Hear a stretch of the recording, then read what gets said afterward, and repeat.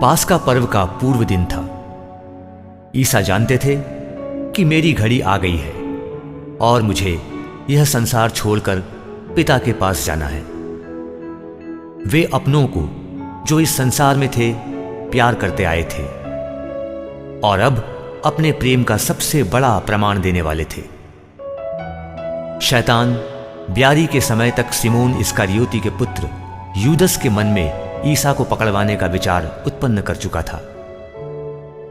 ईसा जानते थे कि पिता ने मेरे हाथों में सब कुछ दे दिया है।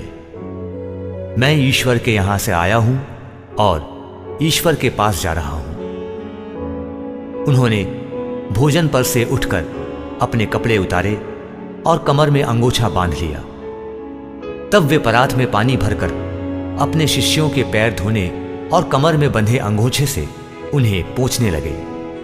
जब वे सिमोन पेत्रुस के पास पहुंचे तो पेत्रुस ने उनसे कहा, प्रभु, आप मेरे पैर धोते हैं? ईसा ने उत्तर दिया, तुम अभी नहीं समझते कि मैं क्या कर रहा हूं, बाद में समझोगे।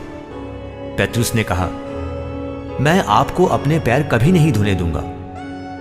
ईसा ने उससे कहा, यदि मैं तुम्हारे पैर नहीं धोऊंगा तो तुम्हारा मेरे साथ कोई संबंध नहीं रह जाएगा। इस पर सिमोन पेत्रुस ने उनसे कहा, प्रभु, तो मेरे पैर ही नहीं मेरे हाथ और सिर भी धोइए।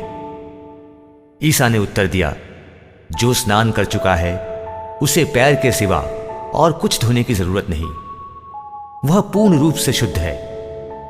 तुम लोग शुद्ध हो किंतु सब के सब नहीं। वे जानते थे कि कौन मेरे साथ विश्वासघात करेगा, इसलिए उन्होंने कहा, तुम सबके सब शुद्ध नहीं हो।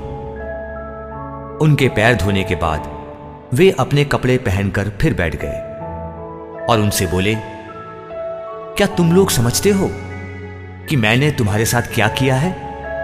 तुम मुझे गुरु और प्रभु कहते हो और ठीक ही कहते हो, क्योंकि मैं वही हूं। इसलिए यदि मैं तुम्हारे प्रभु और गुरु ने तुम्हारे पैर धोए हैं तो तुम्हें भी एक दूसरे के पैर धोने चाहिए। मैंने तुम्हें उदाहरण दिया है, जिससे जैसा मैंने तुम्हारे साथ किया है वैसा ही तुम भी किया करो।